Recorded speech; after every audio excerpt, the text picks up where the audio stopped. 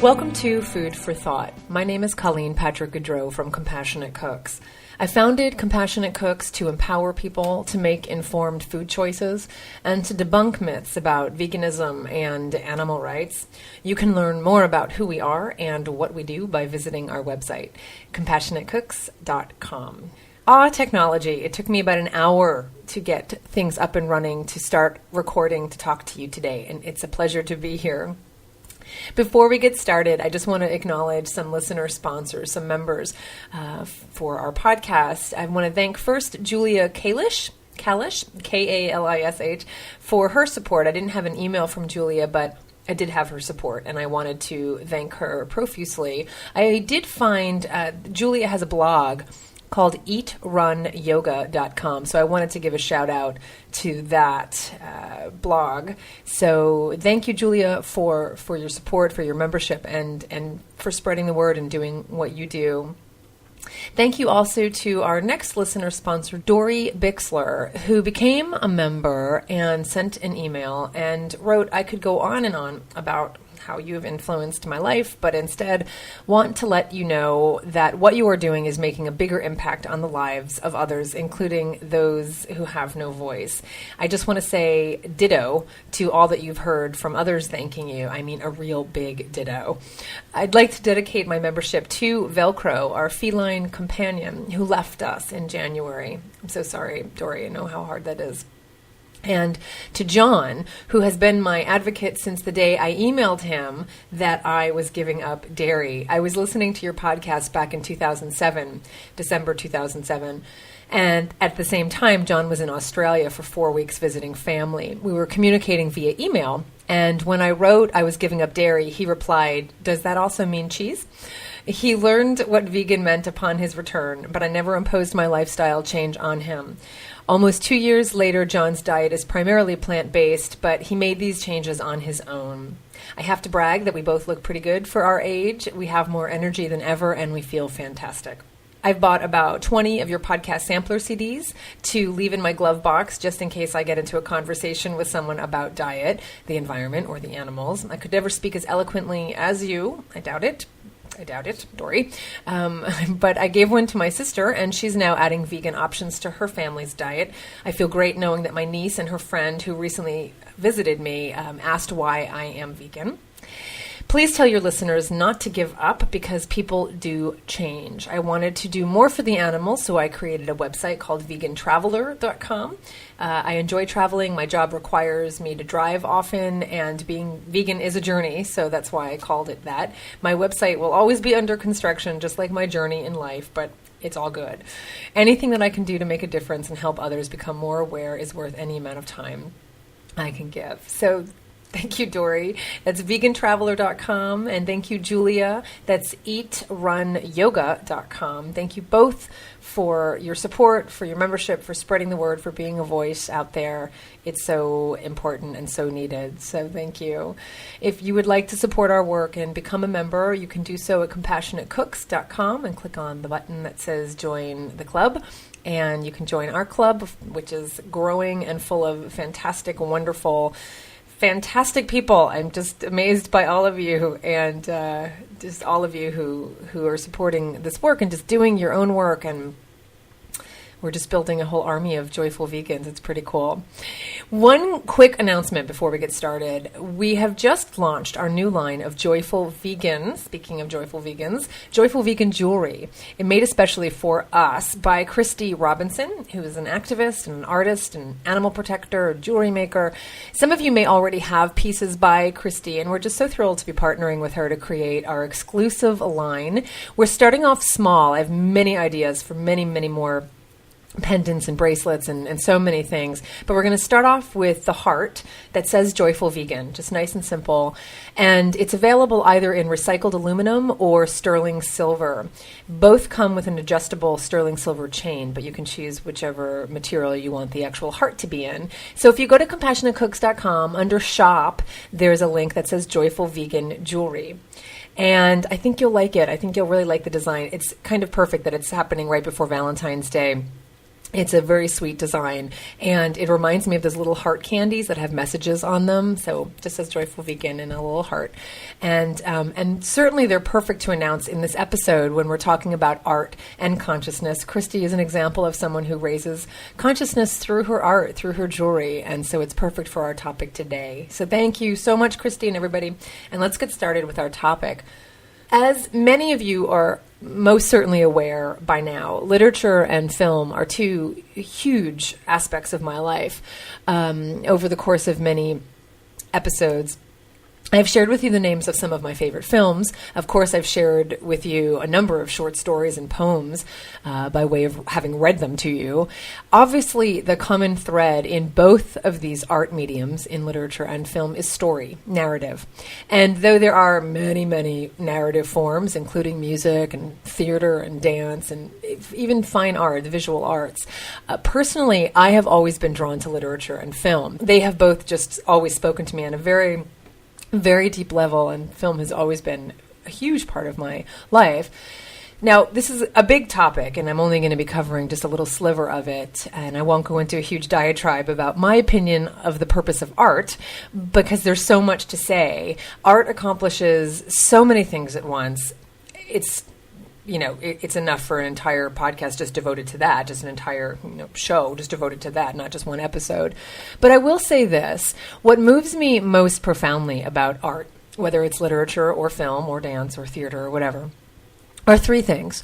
Its ability to communicate, its ability to reflect our shared human experience, and its ability to raise our consciousness.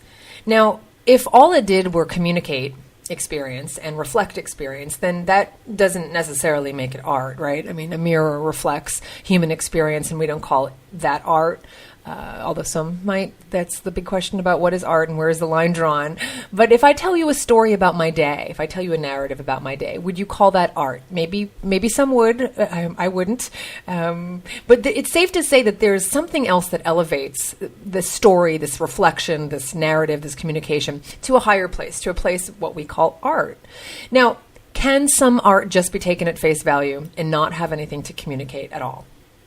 A lot of people, when they are confronted by a certain work of art, whether it's a piece of art, a visual art, a painting, or a movie or whatever, commonly people will say, well, what is it trying to say? We're kind of prompted to ask that question. Well, what is it trying to say? What does it mean? And, it's possible, of course, that art doesn't always have to say something on some large existential plane. The beauty of art, no pun intended, that we bring our own experience to it, and then we get an experience in return. And of course, that return, depending on what we bring to it, that return might just be awe. It might be joy. Art can certainly move us to tears by its beauty.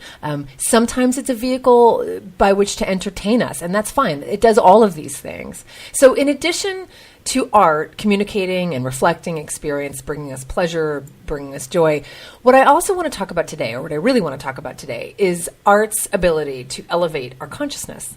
So what I mean by that, for me, in my experience, is that every book I read, every film I watch has the potential to deepen my experience on this earth. It has the potential to deepen my consciousness. It has the potential to reflect a larger truth about who I am, about who we are as a collective species.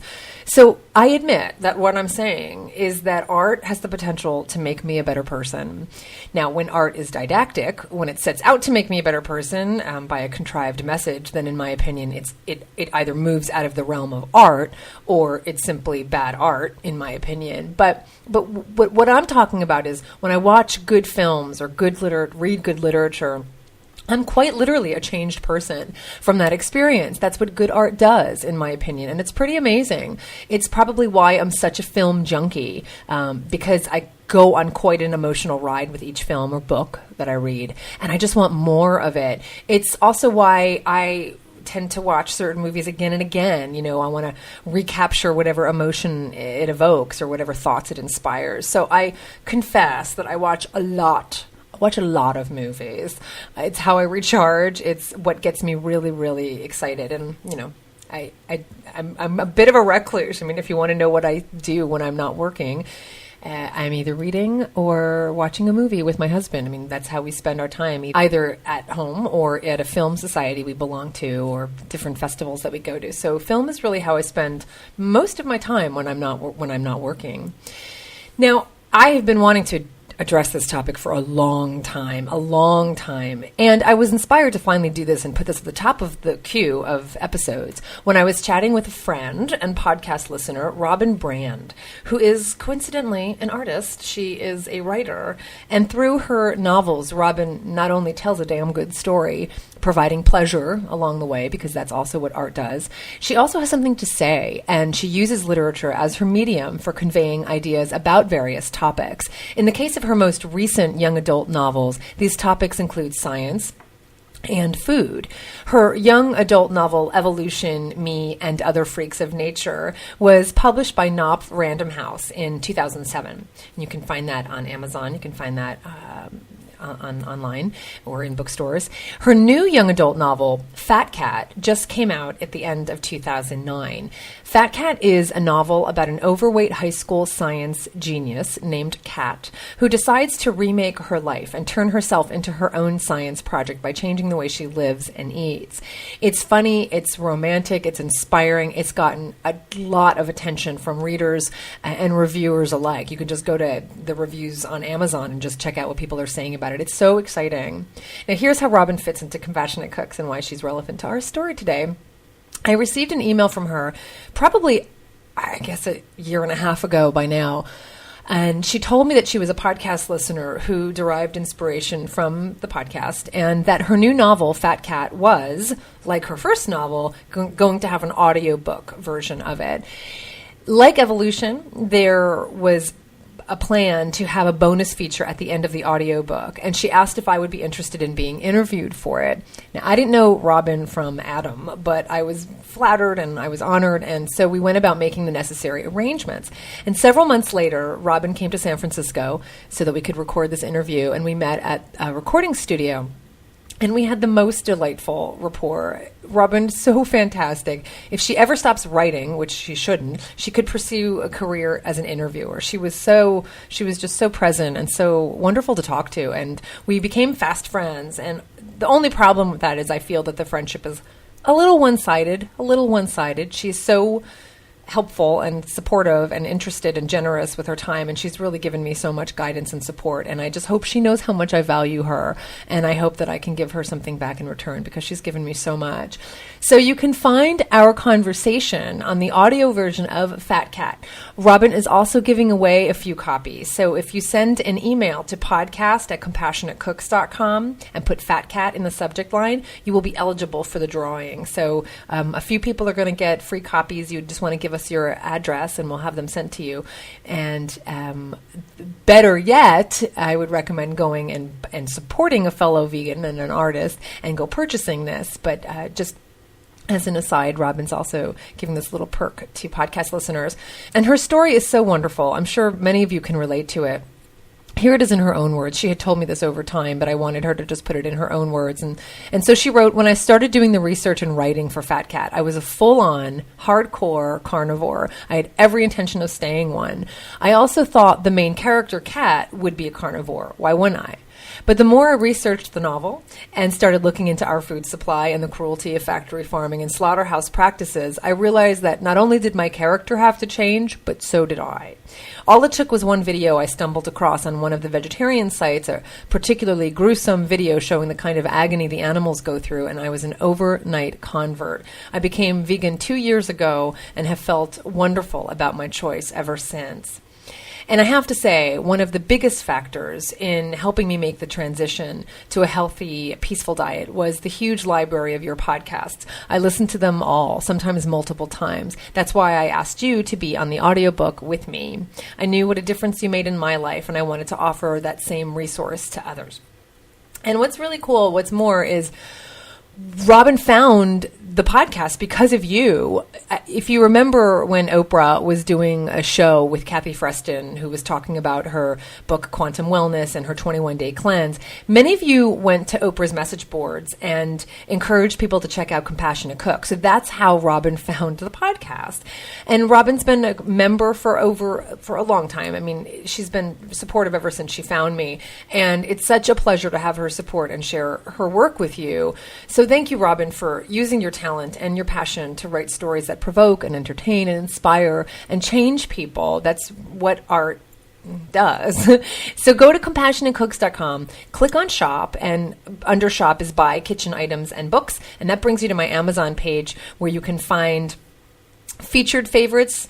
You can also find featured in the podcast, and you'll find Robin's book and audio book there. Again, the reviews are just overwhelmingly enthusiastic, and young adults as well as adults are enjoying this book. So I also encourage you, I know how much this means as a writer, to go to Amazon, and when you've read the book, please put a review up of Robin's books.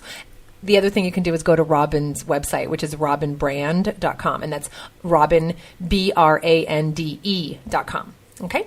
So back to my inspiration for this episode and how Robin ties in. We were chatting one night on the phone, and we were talking about a movie we had both just seen. And I told her my takeaway from the movie, and that I was I needed to finally do this podcast episode on art and consciousness. And when I told her about my takeaway and kind of my thoughts about it, she very enthusiastically asked if she could sponsor this episode. So here we are. And interestingly, the movie was none other than Avatar. Now, I do watch a very wide variety of movies, some of which I'll talk about here, but I'm definitely not known for watching, big old Hollywood blockbusters. I've been called a movie snob by some people, which I don't like the word snob, but the truth is I really can't deny that I do have a certain caliber of movie. I want to see a good movie. I mean, that's really what that's like the main criterion. I want it to be a good movie. I don't want to be manipulated. I don't want to be, hit over the head. I don't want to be spoon-fed. And so, there's a lot of movies out there who have this kind of formula, and it's just so transparent, and I just don't like being treated like an idiot, which is how a lot of films treat their audience members, okay?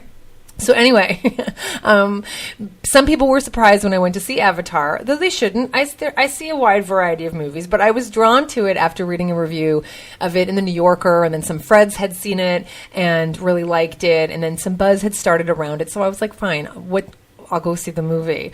And when I went, both David and I, neither one of us had even seen a trailer of it. If you remember, I don't have television, and I don't go to the movies. I don't see movies where they would show this movie as a trailer. So I really didn't know very much about it. I had seen some still images of it on web ads, but I didn't really know what to expect. But the most common thing I kept hearing about Avatar was how it was a simple story that was sort of a variation on the story of white man's exploitation of the American Indians here in the United States. And stories about justice are always at the top of my list, so that definitely piqued my interest.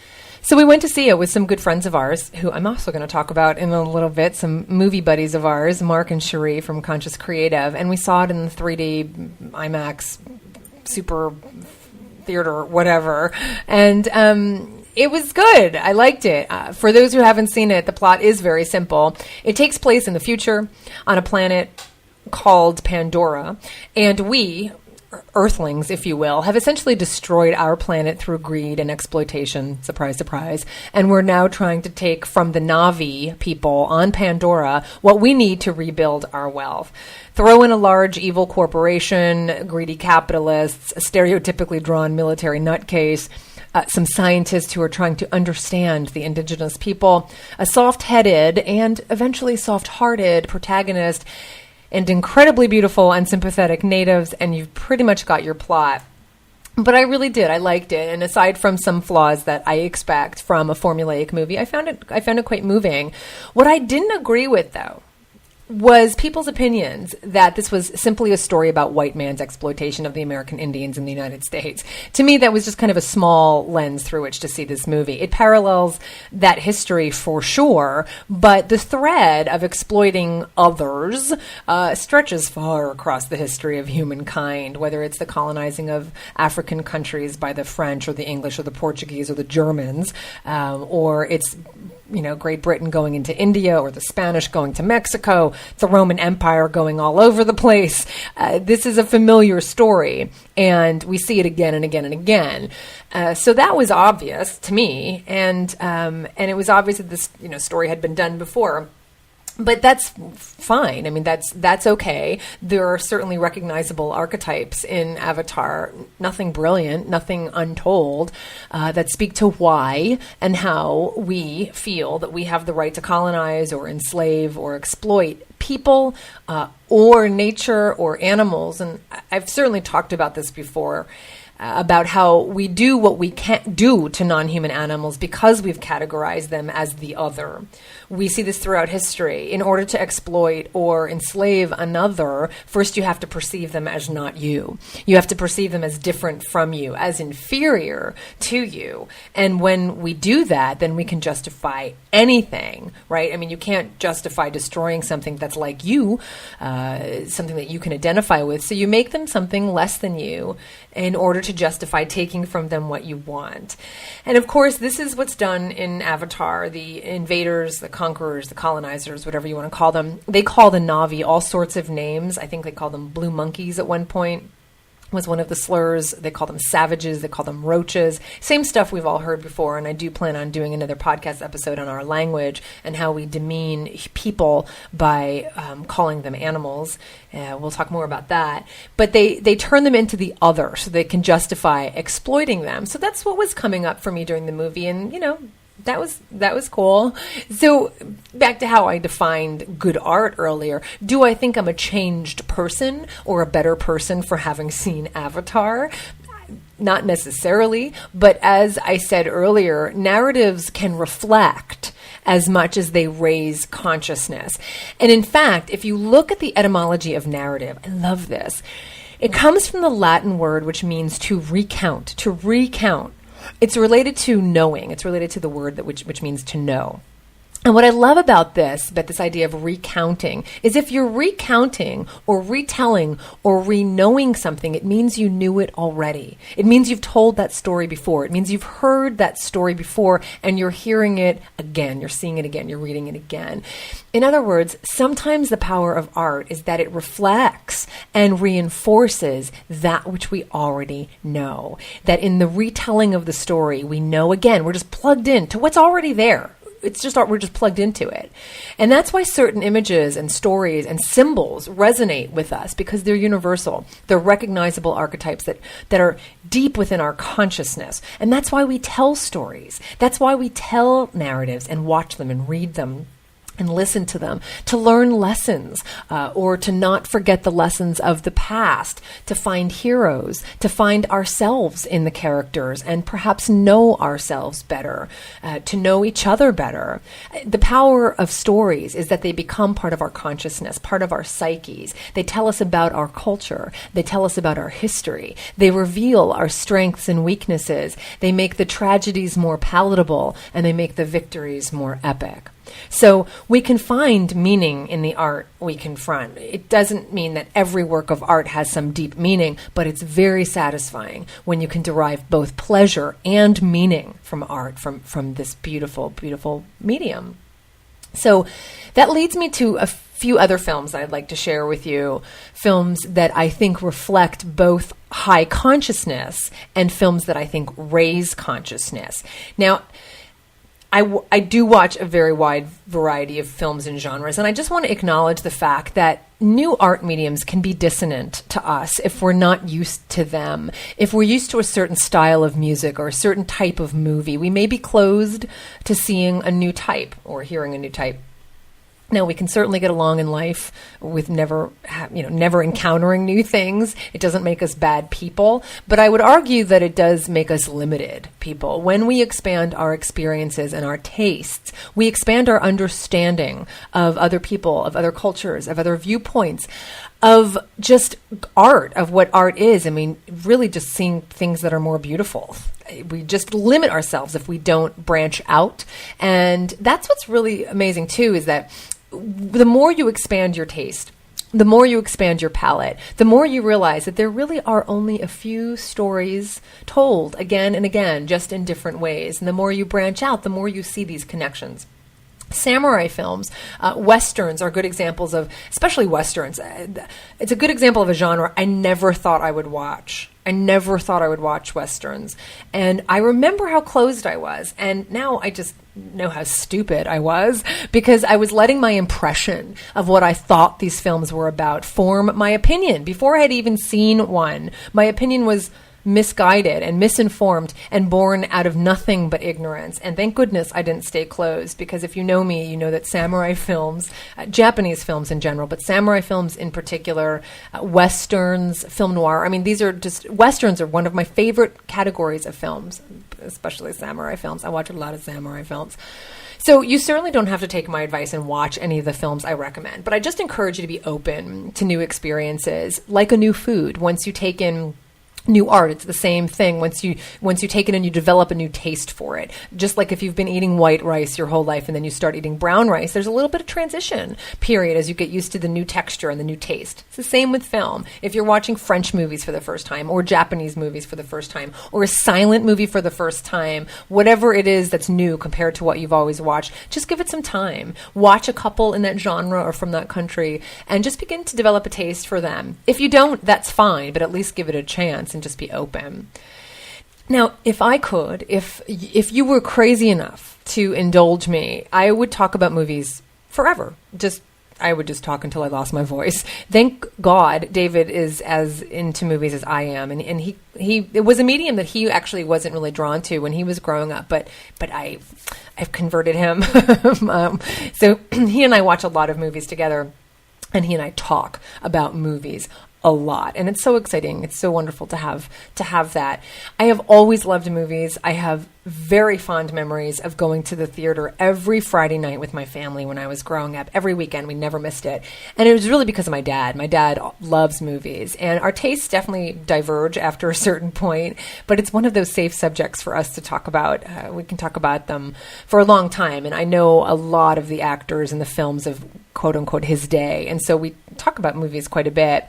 One of my favorite memories from when I was little was sneaking into the living room when I was supposed to be in bed, and my dad letting me watch a movie with him until really late. And it was, an adult movie. Like, I shouldn't have been watching this movie. And honestly, my dad actually, he was not very discriminating when it came to the kinds of movies he let me watch, when we would go to the theater. And he should have been a little more discriminating. You would just be shocked if you knew what kind of movies he took me to see. Really inappropriate for my age. Really inappropriate for anyone, frankly. He took me to see Death Wish with Charles Bronson. Charles Bronson didn't come with us. He was in the movie. And I was like 11. Okay, I was like 10 or 11. The movie literally opens with a violent gang rape, after which the victim jumps out of a fifth-story window and she dies, having become impaled on a wrought iron fence. That's how it opened. And I remember looking at him and saying, I don't think that I should be watching this. It was horrible. I wouldn't even watch it today. But we didn't leave. He was like, no, it's okay. I don't understand. I don't know what was going on. But I also saw a lot of really good movies. And the movie that he let me stay up and watch with him was The Dirty Dozen, which I love. It's a great movie. I haven't seen it in a long time, but I really need to see it again. It takes place in World War II. I happen to really like war movies. And so anyway, I just remember that. I have fond memories of watching The Dirty Dozen with my dad when I was like 8 or 9. So movies have always been a huge part of my life. I was planning after high school. My plans were actually to become a filmmaker and go to film school or a screenwriter. I wanted to be in the film industry, and I was interning at a TV studio to get a taste of production, but I learned pretty quickly that I didn't want to make movies as much as I wanted to just watch them and write about them and talk about them and really critique them. So don't be surprised if someday you find out that I have a second career as a film critic. I'm very serious. I would love to spend time. If there weren't so many pressing issues in this world, I would spend a lot of time writing about film. Now, you can go to my website. I've recently put up some list of my favorite movies on the website. People had asked me for a long time what my favorite movies are, and it was just easier to put them up and make them public. And eventually we're going to link to the Amazon store so that you can see the descriptions of the movies and purchase the ones that you want. But if you go to CompassionateCooks.com and under resources, check out Colleen's favorite films, you'll see my lists there. Now, I am a lover of lists, and you'll notice that I've categorized them in several different categories. And this is incomplete. There are many lists I haven't even gotten up there yet. The first 3 lists comprise my favorite films, period. Like the first list is my favorite films, just period, favorite films. The second list contains films with a consciousness about animals, films that have a consciousness around animals. The third list is made up of my favorite sad films. Now, for the record, I do watch a lot of sad films. It's very funny. I recently joined Netflix, and one of the options is to watch movies on your computer, which is really nice. And then they give you recommendations for movies based on what you've watched or rented. And recently they gave me recommendations. It was very funny. I was cracking up. The recommendations were under a category they call dark films. So I watch a lot of dark films. I watch a lot of sad films. I don't watch comedies, but I do watch a lot of comedy television. We've talked about that before. David and I watch a lot of British comedy TV. So I watch a lot of sad films, and I understand that you may be able to take them only in small doses, which is fine, but if you avoid watching films because they're sad, I think you're really missing out on some of the most beautiful works of art ever created. And I can't possibly go through all of my favorite films or the films with animal consciousness and the films with deeper consciousness, but I will cover just a few that I think are the most significant, starting with what I think is, and this is not meant to be hyperbolic, but what I think is the most amazing movie ever made. And then I'll talk about some synopses of several films that have an animal consciousness aspect to them, some of which you've already heard about, but I'll focus on ones that you haven't. And that really is something that you will see in a book someday. It will happen that I will write a book on animal consciousness in films. I'm very excited about that, and it's on my list of books to write. So the film that I think is really the most amazing film ever made is a film called The Human Condition. It's directed by Masaki Kobayashi, who is one of the best directors in Japanese cinema. And it stars Tetsuya Nakadai, who is one of the best actors just in all cinema, period. And he's pretty cute, too. He's really cute. It was made in 1959.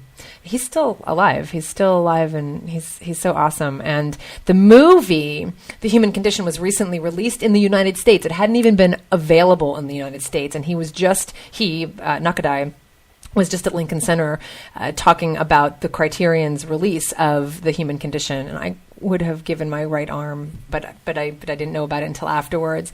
The movie itself is based on a 6-volume novel, and Kobayashi, the director, also co-wrote, I think he wrote the screenplay, and he really stayed very true to the novel. So it's a very long film. It's broken up into 3 films, but it's really one narrative. You wouldn't watch one of the films and not the others. It's one film, and it totals 9.5 hours. It's 9.5 hours long. But don't let that stop you from seeing it. If there is any movie that captures human behavior that reflects the human condition on a universal scale, it is this movie. It takes place in Japan at the end of World War II. The story is universal, but this is just the specifics of it. The specifics is that it takes place in Japan at the end of World War II, and it follows Kaji, who's the main character, Nakadai, from the corrupt mining company in Japanese-occupied Manchuria to the brutal military camp. That's the first film, is in this Japanese-occupied mine in Manchuria. The second movie takes place in the military camp, this military training camp, and then the third film is is Nakadai trying to get back to Japan after the war has ended, and he winds up in a Soviet POW camp. It is the character, he's one of the most fully human and totally unforgettable characters you will ever see on film. It is so beautifully filmed, it's superbly acted, and it really amazingly sustains its narrative and drama over the 9.5 hours. There was never one moment where I was like, all right, let's go, come on. I was drinking in every scene, and I was fully committed to Kaji the entire time. It was incredibly, incredibly beautiful. So break it up into 3 viewings, which is what we did, and have tissues available. So please see The Human Condition. Now, there are a lot of films I can name when talking about those that have a consciousness around animals, but I'm just going to focus on a couple obvious ones here. There are so many. You would not believe how many films I've come up with and documenting for the book. When we talk about animal films, the first ones that tend to come to mind tend to be those that are made for children, featuring those wide-eyed, cloyingly cute little critters. But that's not what I'm talking about here. Some of those films do explore meaningful themes, but what I'm talking about are the sophisticated films aimed at adults that go even deeper, so deep, and are so beautifully made. So they satisfy our aesthetic desire, but they also raise our consciousness. They span cultures, they span genres, they span decades, and these films, either covertly or overtly, and I'm going to talk about the ones that overtly do it, illustrate the deep bonds we have with animals, and as well as the cultural and personal consequences of our violence towards them. Now, 2 beautiful films that illustrate the bond between humans and animals are Umberto D. Now, Umberto D., I cannot remember if I've talked about Umberto D. I feel like I have mentioned it. It's by the great Italian neorealist director Vittorio De Sica. And it tells the story of a man who is retired from working for the city, for the civic bureaucracy. And he's basically kind of, abandoned after he's retired, kind of the invisible, senior citizen, the abandoned older person in our society. And he becomes quite depressed and full of despair, and he decides that he just doesn't want to live anymore, and he's going to kill himself. But he cannot do this until he finds a proper home for his dog Flake.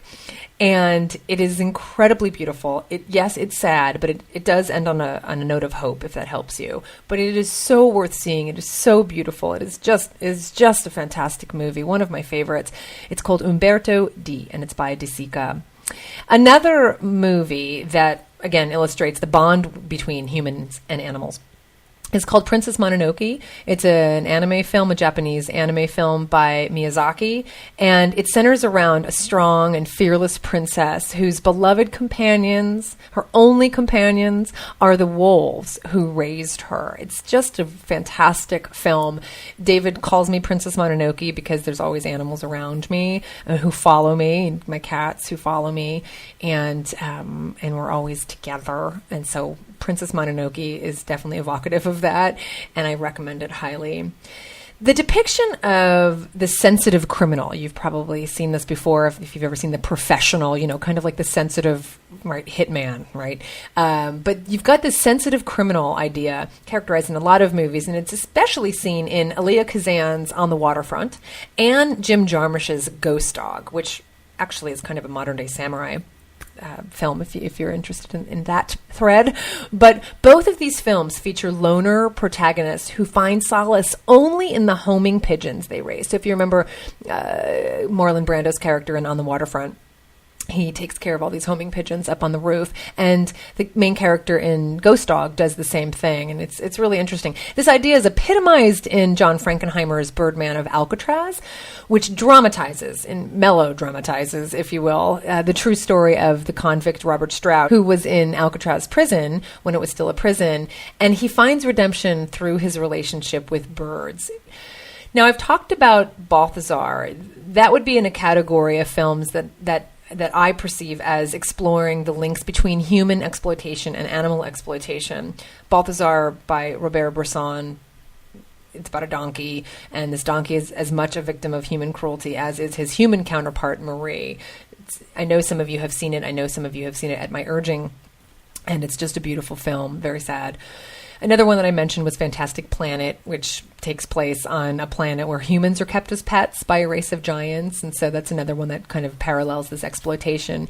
One film you may not have heard of is a French film called Eyes Without a Face. It was made in 1960, and it is so good and so shocking. It's about a kind of a mad scientist who kidnaps women to kill them and take their faces so that he can reconstruct the face of his daughter who was in a car accident where her face was mangled. And it's just amazing. There are such clear parallels between these women that he's killing and just the gruesomeness of it and the research animals that he has in his basement. He keeps all these animals in his basement for his research. And it's totally creepy, but so well done. It's very, very well done. And what's really interesting is the director, Georges Franju, he made a documentary called Blood of the Beasts, which is a documentary. I mean, really, it's just a filming of an abattoir, a slaughterhouse in France. And if you get the Criterion version of Eyes Without a Face, they do show the documentary Blood of the Beasts on that as a special feature. It's not easy to watch. So that documentary must have been filmed in like the 50s in France, and it is a horse slaughterhouse. Not easy to watch. It could easily be on any animal rights website today. It's very upsetting. But if you're interested, it is the special feature on the Criterion release of Eyes Without a Face. So check out that movie. I really recommend the movie Eyes Without a Face. Our violence towards animals, as I've talked about a lot here, affects us both psychically, it affects us socially, and this idea is explored in a number of really good films. There was a film made in 1977 by Charles Burnett called Killer of Sheep, and he made it, I believe, as his thesis, essentially, when he was graduating film school in LA, and it is an incredible movie. They released it into theaters recently, and David and I went and saw it, and it's beautifully done. It is about a slaughterhouse worker who is just numb with despair and depression from working in this slaughterhouse, and I recommend it. It's quite beautiful, and it was made by this student filmmaker who's made several films since. Then you've got, again, how our violence towards animals affects us psychically. You've got Amores Perros, which I really avoided seeing for a long time because I thought it was going to be too upsetting. It kind of centers around dog fighting, but that is the point, is that all of these lives are completely devastated by the violence of this world of dog fighting. And it's a very good film. I really love this narrative that this particular director uses. It's not linear, and it's very interesting. And I really love the way the film is shot, and I love the way the story is told, and I do recommend it. It wasn't so upsetting. I mean, it's upsetting, but I was able to watch it, so I do recommend that you check it out. And then in a movie which I love called 28 Days Later, it's kind of a zombie movie, but not really. I mean, it is, but it's a good zombie movie. It's definitely entertaining. Is 28 Days Later, and what's interesting about this for me, from this perspective, from this lens, is that humans get a taste of their own medicine in this movie when research chimpanzees are infected with rage, and then they're released by animal activists, that's the beginning of the movie, from the laboratory, and it causes an outbreak of this deadly and contagious virus, the virus being rage. So it's very interesting when you look at it through that lens. And so there are so many more I could talk about. Maybe I'll just devote one episode to just more. If you're interested, let me know. If it drives you crazy and you're not interested, let me know that too. But I'd love to talk more about these films with this animal consciousness. There are a lot. And so go to my Amazon store. You can find the movies that I talk about there under Animal Conscious Films, as well as under Favorite Films, and to see the full descriptions. But you can just go to my website to see my list. So that's just a few. And once you begin viewing everything through the lens of consciousness, you see it everywhere. Once you see the connection between consciousness and art, you recognize it in everything. You live it, you work it. And I mentioned Mark and Cherie before. They're a perfect example of this. They have a company called Conscious Creative. They were behind the production of my cooking DVD. Mark directed the DVD. Cherie shot the photographs and was the creative force behind the cover and everything related to the creative aspects of the DVD itself. And Mark is the one I told you who suggested that I start doing a podcast. That's how I started podcasting. And so they started Conscious Creative in 2001 as a pioneer for positive change. They were doing the green thing long before it became trendy to do the green thing. And this is consciouscreative.com, by the way. And I just thought it was so perfect to feature them in this episode where we're talking about art and consciousness. I mean, it's evident in their name, Conscious Creative. So they're a full-service creative agency, which means they do branding and identity and web and print and video, photography. Their work is stellar. They are green certified. They tend to focus on green businesses and nonprofits. They do work nationally as well as locally.